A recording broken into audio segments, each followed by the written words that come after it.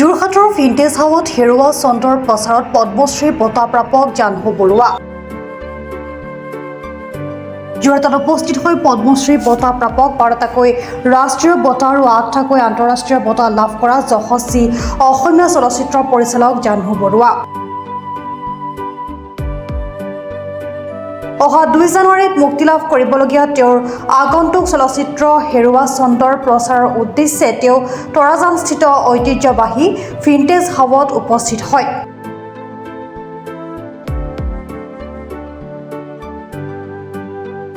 এই অনুষ্ঠানত জাহ্নু বৰুৱাৰ সৈতে উপস্থিত আছিল জয় কাশ্যপ আৰু ঋষিকেশ ভৰদ্বাজ। ভিন্টেজ হাউত উপস্থিত ৰাইজৰ সৈতে তেওঁলোকে সৌহাৰ্দ্যপূৰ্ণ মত বিনিময় কৰে। মত বিনিময় কালত জাহ্নু বৰুৱাই হেৰুৱা চন্দ্ৰ ছবিখনৰ কাহিনী, সামাজিক প্ৰেক্ষাপট আৰু মানৱীয় অনুভৱৰ ওপৰত আলোকপাত কৰে। লগতে বৰ্তমান সময়ত অসমীয়া চলচ্চিত্ৰ উদ্যোগৰ সম্ভাৱনা আৰু প্ৰয়োজনীয়তাৰ বিষয়ে নিজৰ অভিজ্ঞতা ভাগ বতৰা কৰে। ভিন্টেজ হাউত সংৰক্ষিত অসমৰ পুৰণি জীৱনশৈলী, ঐতিহ্যবাহী সামগ্ৰী আৰু অতীতৰ স্মৃতি বিজড়িত পৰিৱেশে সকলোকে নষ্টালজিক অনুভৱত আবদ্ধ কৰে। জাহ্নু বৰুৱাই এই স্থানত সংৰক্ষিত ঐতিহ্যসমূহ দেখি সন্তুষ্টি প্ৰকাশ কৰি কয় যে এনে প্ৰচেষ্টাই নতুন প্ৰজন্মক নিজৰ সংস্কৃতি আৰু মূলৰ সৈতে সংযোগ স্থাপন কৰাত সহায় কৰে।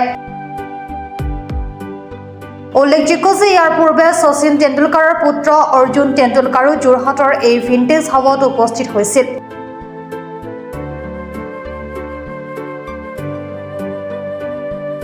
তেওঁৰ আগমনৰ পিছতে এতিয়া জাহ্নু বৰুৱাৰ দৰে এগৰাকী বিশিষ্ট চলচ্চিত্ৰ ব্যক্তিত্বৰ উপস্থিতিয়ে ভিন্টেজ হাউৰ জনপ্ৰিয়তা আৰু অধিক বৃদ্ধি কৰিলে।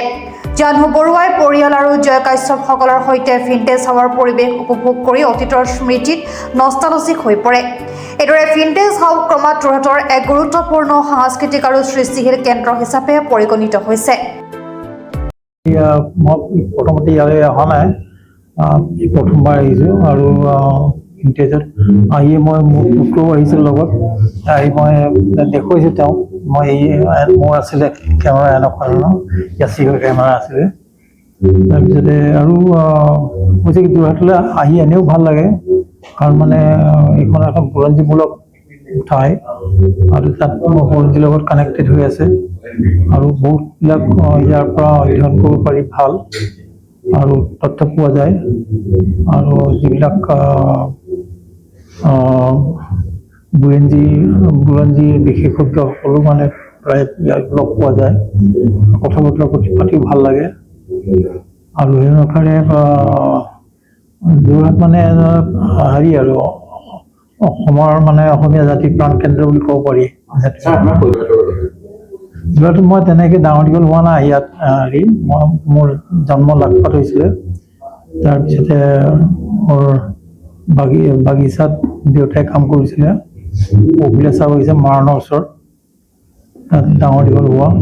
কিন্তু যোৰহাটৰ লগত এটা মানে খুব ঘনিষ্ঠ সম্বন্ধ এটা আছিলে বুলি ক'ব পাৰি, কাৰণ মানে আমি যিবিলাক বুৰঞ্জীমূলক পঢ়িছিলোঁ আৰু তেতিয়া যোৰহাটৰ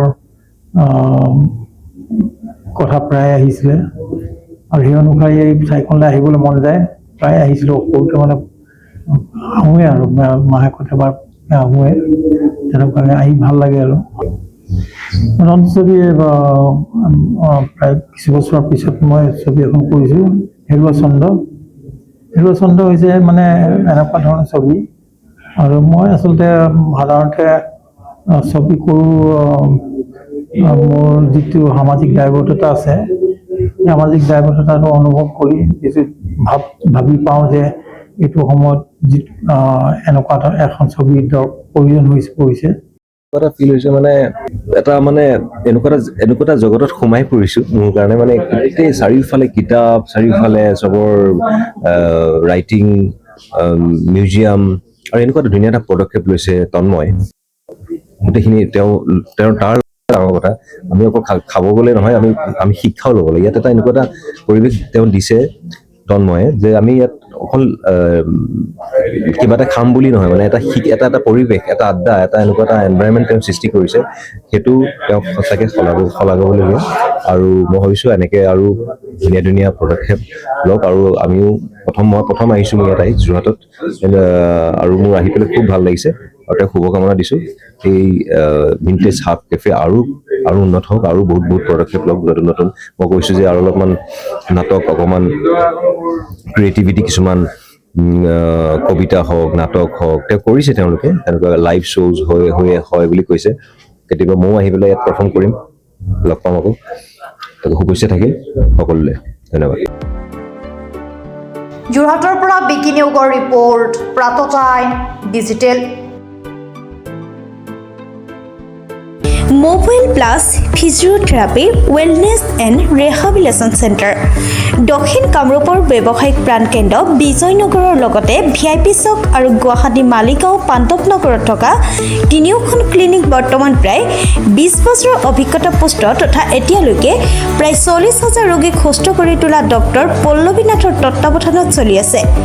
এই ফিজিঅ'থেৰাপি চেণ্টাৰ তিনিটাত বৰ্তমান অভিজ্ঞ ডক্টৰৰ দ্বাৰা যিকোনো জটিল ফিজিঅ'থেৰাপি চিকিৎসাৰ লগতে যিকোনো ৰোগীৰ ঘৰলৈ গৈ চিকিৎসা সেৱাৰ সুব্যৱস্থাও ৰাখিছে। আমাৰ ঠিকনা mobile plus physiotherapy wellness and rehabilitation centre, opposite Uparshali Bijoynagar SBI branch. আমাৰ VIP চকৰ ঠিকনাটো হ'ল VIP chowk near VIP bus stop, Borjhar, Guwahati.